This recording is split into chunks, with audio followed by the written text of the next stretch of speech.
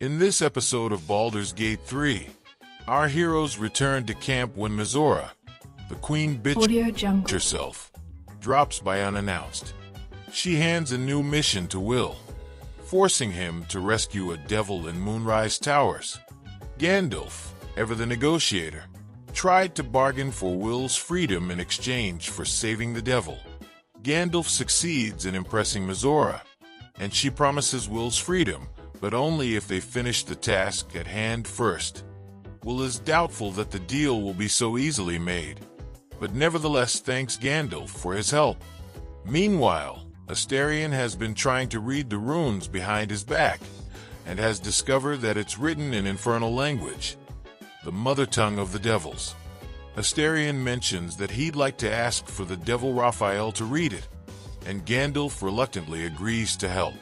Shadowheart also decided it was time for a heart-to-heart. She allowed Gandalf to link with her mind and see her past. Gandalf saw a young Shadowheart about to be killed by a vicious wolf, but was saved by the worshippers of Shar. She was then taken in by them and given a new home. Gandalf's patron, however, whispered what they read from the D&D books, and told Gandalf that worshippers of Selûne usually sent children into a forest as a test, and Shadowheart looked like she was in one that had gone wrong. Gandalf also notices Shadowheart was wearing a moonstone, something worshippers of Selûne wear, not Shar, but Shadowheart brushes it off, saying it was just a childhood trinket. Gandalf thought to himself if Shadowheart knows the word gaslight, and that if Shadowheart ever had a relationship full of red flags, the poor girl would be absolutely blind to it. The party moves on, and gets ambushed by a pack of measles. The measles swiftly garrode the entire party, silencing all of them. Unfortunately, this meant that all three spellcasters in the party can't use their magic. The party was quickly overwhelmed and started to fall like flies.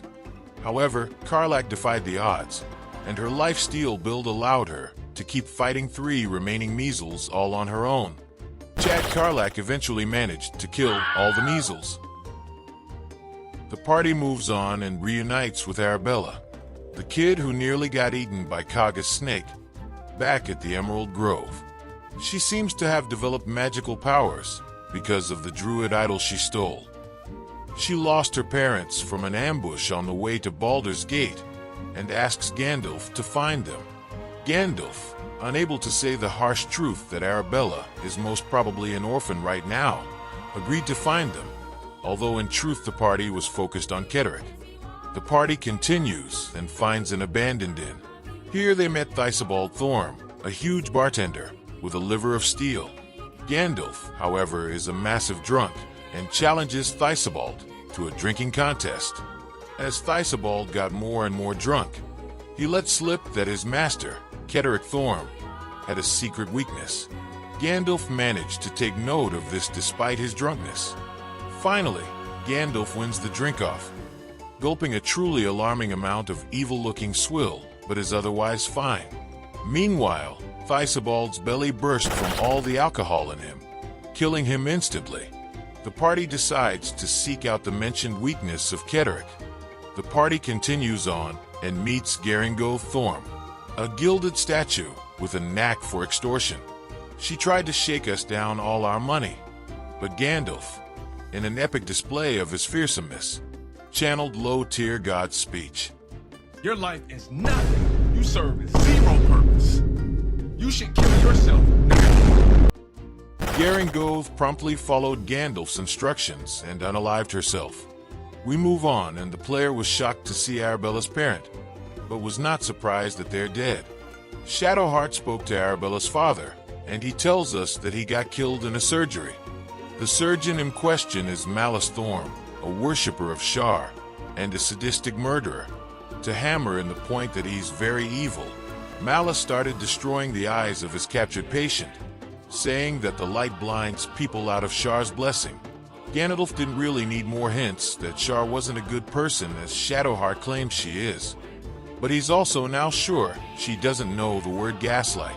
Just like before, Gandalf tried to talk his way out of a fight, but this time, his luck had ran out. Malus transforms his arms into deadly blades, and we were in for a battle. Unfortunately for Malus, the lack of fights meant that party was still well rested, and we happily spent our spell slots and abilities to beat him and his nurses rather easily. We continue on into what looks like a very ancient building, only to be stopped by none other than Raphael. He warns us of a very powerful demon inside, and he asks the party to immediately kill it. Asterion asks to make a deal. The party will kill the devil, and Raphael will read the runes on his back. Raphael agrees. The party enters the building, and find themselves on an elevator, going down and deeper into an ancient temple of Shar. Shadowheart started fangirling about Shar, and Gandalf muttered, "You've been gaslit," and are blind to red flags under his breath.